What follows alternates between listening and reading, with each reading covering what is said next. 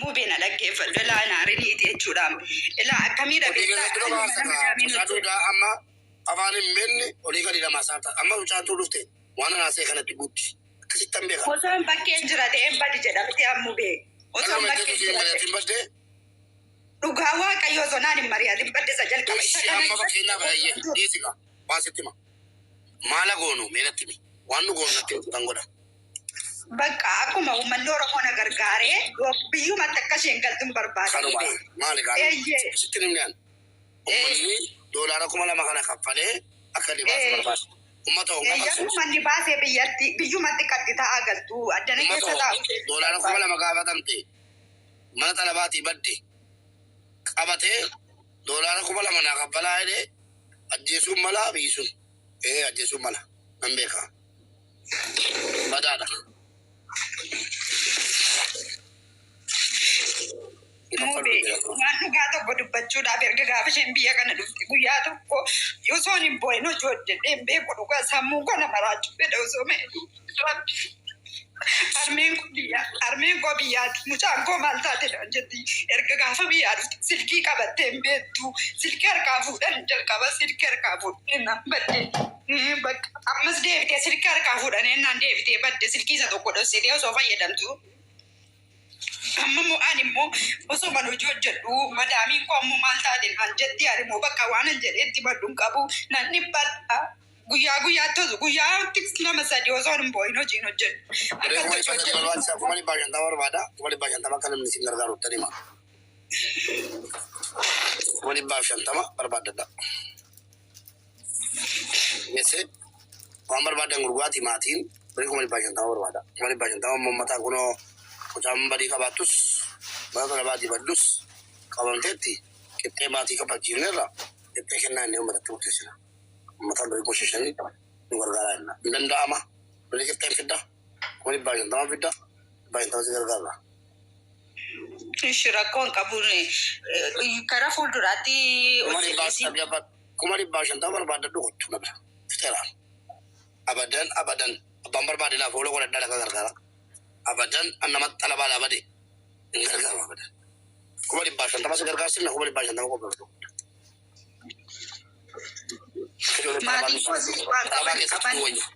Talabaadhaa baduu mannaa talabaa keessatti du'u wayya. Isa ammoo shamarran obboleettii keessan obboleettii madaamiitiif obboleettii keessan fira madaamiitiif iddanii kennisan karaa ejensiin utuu hin beekin mootummaan utuu hin beekin sagalee argattame oduu sana illee reemfi keessaniin fuudhamu hin galu. Ejensi jaallatanus jibbitanus karaa isin dubartoonni ittiin ba'uu qabdan karaa ejensii ta'uu qaba. Maaliif ejensii funyaan amma naman qabu hin qabu bara naman qabuuf hin qabu isiitu biyyaa baase isiitu viizaa hojjechiisee ma hunda xumuree tikeettii qaxxaamuraan geesse eenyuun gaafanna mootummaan nu dandeeggaru kana kuma dhibbaa 50 barbaadadha barbaadan sangaa gurguraa barbaadan hoolaa gurguraa dhala qabanya feetu mana isa bitattee gurguriati kuma dhibbaa 50 fiddee agarsiiftee dhibbaa 50 fi gargaara. Waliigallee akkanaan deemna jechuudha. Fixeera. Yoommoo namni si gargaaru jiraate fakkeessitoonni asii laftiin gargaaraa jedhaa jiru yoo dhuguma si gargaara poolosii godhanii keessaan si dubbisanu dhibbaa 50 si haguutan dhibbaa 50 mana kaattan murtee kenna. Yoo nama na gargaaruu barbaadan karuma keenaa na gargaaran ishii. Ani maal na gargaaran kuma dhibbaa 50 qopheessee fiddaan siin jedhemu. Kopesa beda mati de fuda tadi fudati atis kabiyana madu tamozi jesa dia furiti fiti imbarata tamati sisa sibs lamu faraja sibale namam baftu kana kuma ibashan tama de fute fudi fiti ani manava firasin galchine betamni obboletti kolshi inni biyyaati daafidi jannaan fide karuma achuma rozo walin argino jigalje maliani fira madami qotisi yun qopheessine fi mali. Okay biro okay amas restetana. Biirootu fide? Laali ani biiroo Itoophiyaadhaan hin dhufe isheen immoo isaan dhufe araba biyya arabaa kana biirootu jira mitiiree biiroo isa biyya arabaatiin fidde?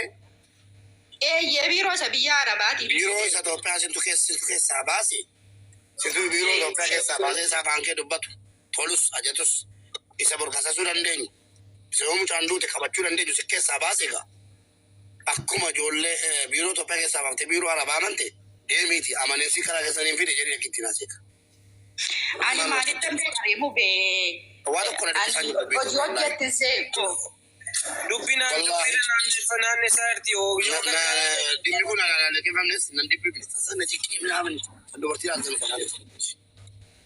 Aslan nama talabaadhaa bahe hirkadheenaa sa'an nama talabaadhaa badeemu zanaa jedhee akkatti hirkadheen taana. Maaltu Ani ko waan dhugaa tokko dubbadhe gadi biyaasa osoo hin taane waan godhu gaafa immoo qannaantee waan tole eegee raaftu bakka biraatti taanta gochuun maal dubbataa haala mubaarik maal irratti gaafa tokko sagalee nu ta'a jettanii dhaggeeffatan nama talabaadhaa bahe sagaleen ta'u dhaggeeffadhaa wal dhageessara nama talabaadhaa bade sagaleen ta'u. Himee mubee amma fakkeenyaaf adii silkii arabaa sana siin kennaa ani obboleettiin koo akkasitti rakkachaa jirte asitti si sobee arabni sun immoo isheen akkasittiin badde osoo ummatoo shamarran dhaggeeffadhaa shamarran koo yaa ija koo mataarra jirtu hin beektu akkan hin jaalladhu dubartoonni wanna naasee dogoggora dubartiin talabaadhaa bahuun hin ta'uun jedhe sababni immoo utuu sin talabaa keessa jirtanuun sagalee sinii ta'u humna qabaan iyyuu hin baasee asii dhaqu mootummaa afaan banuu abbaan balta afaan banuu kan hin danda'u yoo isin seera qabeessaan mana talabaa jiraattan qofa. Talabaa irraa bahuun akka miidhaa ta'e shamarran talabaa keessaa ba'an utuu sinii fide dhiiga boossi gaafan badu utuu hin du'e jetti. Gaafan talabaa irraa badu utuu hin du'e jiraadhaa jetti shamarran. Warri talabaadhaa bahe waan fayyadamne fakkeessuudhumaa fi tishartii jijjiirratee jedha malee erbee raasa malee qottoo buttoo keessanii sumnii walitti qabatteen qabdu. Manni ijaaramuu baame sin ijaaramne maatiin gargaaramuu baame maatiin kana ayidii biyyarraa hin ergin liqeeffate ollarra. Kanaa jennaan nama talabaadhaa bahe sagalee hin ta'u kunoo dhugaadhaa jedhaadha ijoollee shamarran jechuudha. Talabaadhaa bahuun salphina. Namni tokko talabaa irraa baanaan hin gargaaru. Talabaa keessa yoo jiraate waan dandeenyuun itti falu lubbuu hambisuu rabbii gaditti. Hin bareeda bakka. Yoo illee dubbatte warra seeraas si gargaara. Maaliif talabaa keessa jirti kaa. Seera qabeessaan deemte. Tolus, ajatus, miindaan bucatus, maal ta'us filiis talabaa irraa malee hin deemina. Lakkii talabaa malee deemnaa. Eegeen keenya hojjetu malee yoo jettani eegeen keessa hojjetu. Mana gabbaan ta'a. Ati immoo obboleetti birii 150 fidadhu. 150 immoo nama uumama. Waliin 500 naa kenni. Naggaasa 100 dabali. Haanuu 100 kenni. Anichoo 100 kenni. Abaluu 100 kenni jedheen giddiidhaan irraa sii fuudhee 150 sii guutaa 150 fidadhu. Siin ta'u yeroo gaarii qabaadhu. Sagaluman ta'an.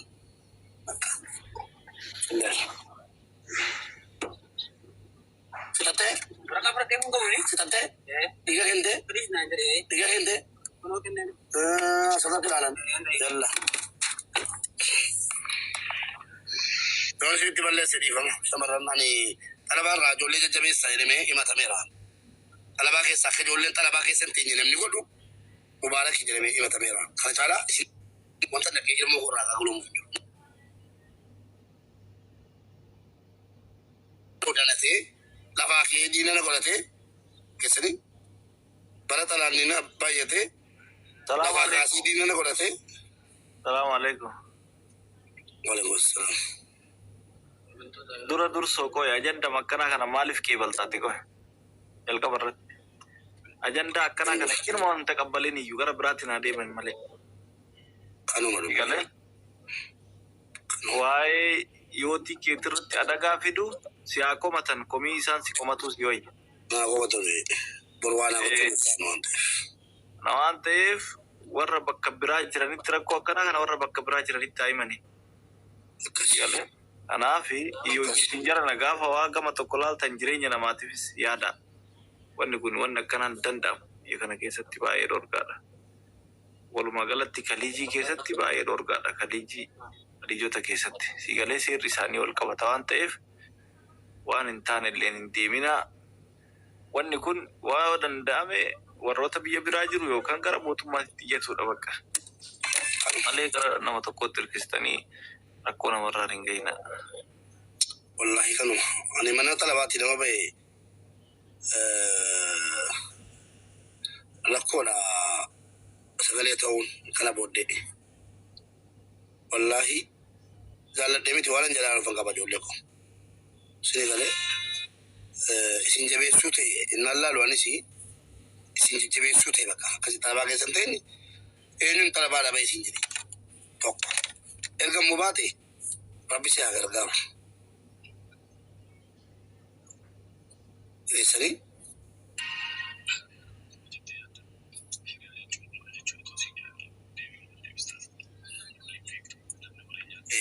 yoo talabaa irraa hin baane maal maqaan kee talabaa dhabadhee fi isinati du'aa jirteetti tokko ammas kan biraa dhufteetti koyyaa. Obboleetti. السلام عليكم ورحمة الله وبركاته. وعليكم السلام ورحمة الله وبركاته. Himbane manuma talabatti Saudi Riyadin keessatti madaamiin ji'a 5 keessatti beektaa kontiraatta fitte. Ishi. Raatiba siif sin kaffaltuu fi wallahi ji'a 7 muluu mukayyafa malee bulaa jetti yaani waattiin kennitu nyaattu nuudu. Mucaan immoo miskiina wayiti ammuma kana gabbaatee dubbachuu sin dandeessu. Hinuma boossi bakka yeroo hunda. Fiduu dandeessaa? Nam fide sheeriitti godheera kottee dheeraanii yaa. Sheeriitti walii fide. Seeras qabnaa. Seeraanis iyyuu sin dandeenya sakana kana. Fida. Mana talabaa keessatti nama biyya ilaa immoo waa murteeffatanii natti dhufuudhaan bola dhiifama naa godhaati. Murteen jedhanii murteeffatanii dhufan maa inni? Biyyas galaa yoonu jenne galuudha. Keessanii malee asii baheen talabaa irraa bahee as goree achi goraan hin jiru. Yoom biyya galaa galuudha. Biyya galuu qofa barbaaddi mucatti manuma sanaa ba'uu galchuu diddee bar galchuu sin diddee raatiba sin kaffaltuu yaani mukayyafa malee ji'a 7 muluu teessifteettiin galuunuma qofa barbaaddi mucaan lukkuudhuma anachi ba'uudha yaani sin barbaaddi. Amma laala waan gochuu qabaattu osoo achiin baaneen dura lookeeshinii siyaa ergituu lakkoofsa manaa siyaa ergituu ta'iitii asii itti bilbilanii yoo ka gaafatan taate silkillee irraa fudhattee sagalee sii balleessuu dandeetti waan ta'eef. Maarufin argitee jirti lookeeshinii illee qaatana argite yaani asis dhufee dubbataan ture iddoo baay'ee naqaan ture yaani naan olla galchuu didanii naanuma dhiise malee ijoollee mucaan immoo dubbachuu hin dandeessu miskiina wayiiti yaani. Lakkoofsa manaa si ergite? Lakkoofsa manaa miti lookeeshinii naa ergite. Lakkoofsa manaa gaafatu lakkoofsa madaamillee ergisiisi. Achi booddee ka'anii haa gaafatani. Lakki maaruufi asuma fiddu malee asuma fiddu. Naan fidaa fiddu laasaa fiddu. Mucayyoo Waan kana fiddu akka tajaajila marrajaa. dhuguma taanaan sana booda waami gaashi waami jenneen waan nama mana talabaatti rakkataa jiru sagalee nan ta'an jedhemu. Ijoolleen akkanatti dalagataa jirtiire. Namoonni akkasitti miindaa waggaa isaanii fixanii too rakkachaa jira yoo xiqqaate naannoo nama 10 oliiti.